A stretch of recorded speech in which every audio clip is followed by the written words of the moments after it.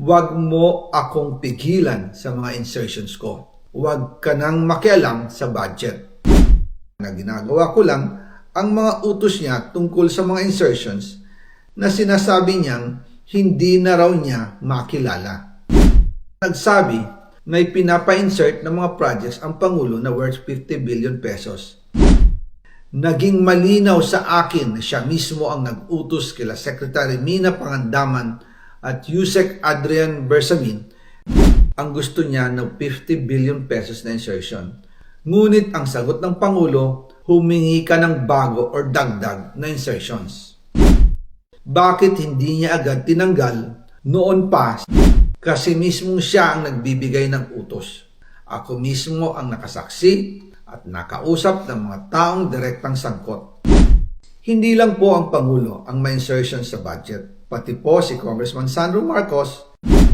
Pero kahit na na-deliver na ang 1 billion pesos para kay Pangulong Marcos at kahit na naisama na rin sa 2025 budget ang 100 billion pesos insertion sa pamamagitan ng BICAM Committee, ayon mismo sa utos ng Pangulo, nagagalit pa rin daw si BBM. Kaya noong February 2025, sumulat po ako ng isang confidential letter kay Pangulong Marcos. Doon ko ipinaliwanag na ginagawa ko lang ang mga utos niya tungkol sa mga insertions na sinasabi niyang hindi na raw niya makilala. Ilalabas ko po ang sulat ko sa Pangulo kasama ng video ito. Si Yusek Jojo Cadiz ang nag-ayos ng aming meeting noong March 2025 sa 1201 Aguado Street, tapat ng Malacanang, Gate 4. Pero sa halip na kumalma ang Pangulo, lalos lang siyang nagalit. Sa halip na itanggi o linawin niya ang tungkol sa 100 billion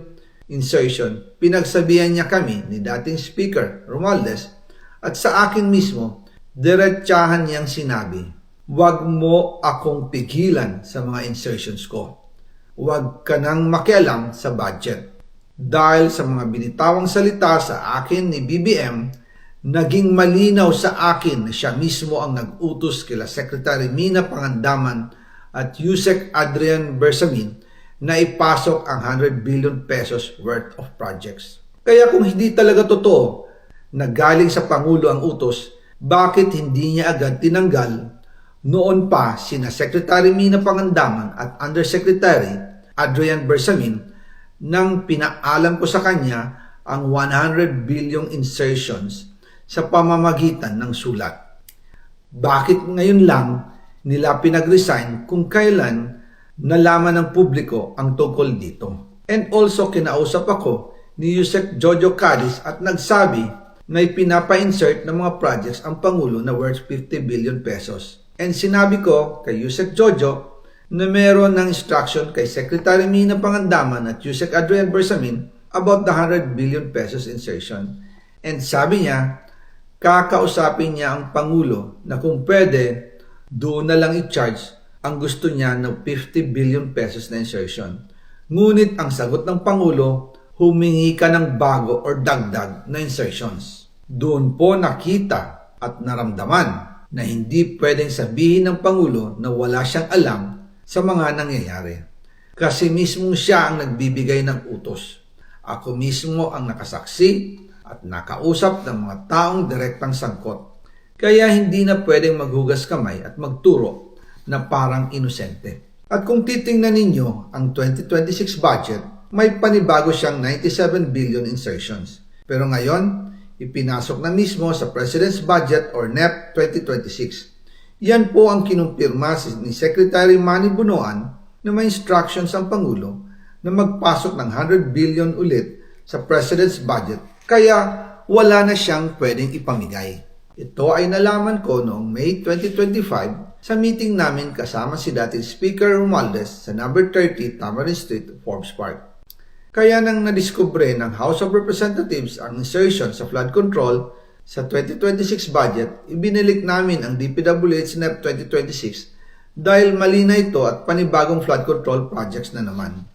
Hindi lang po ang Pangulo ang may insertion sa budget. Pati po si Congressman Sandro Marcos, meron din pong pinapasok taon-taon.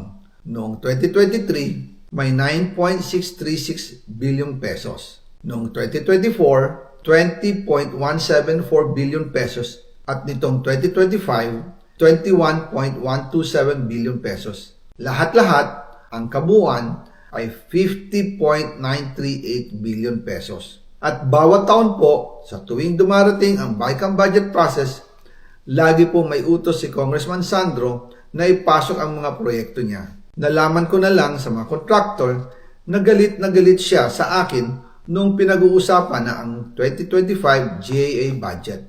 Ang sabi daw niya, ipatatagal ako at magpa-file ng maraming kaso laban sa akin. Kasi kulang ng 8 billion pesos yung insertion na gusto niyang ipasok. Ang dahilan daw, may mga contractor na nakapag-advance na sa kanya at dahil hindi na ipasok ang buong halaga, kailangan daw niyang magsauli sa mga yon. Para malinaw sa taong bayan, ilalabas ko po sa video na ito ang listahan ng mga proyekto na kasama sa mga insertions ni Congressman Sandro.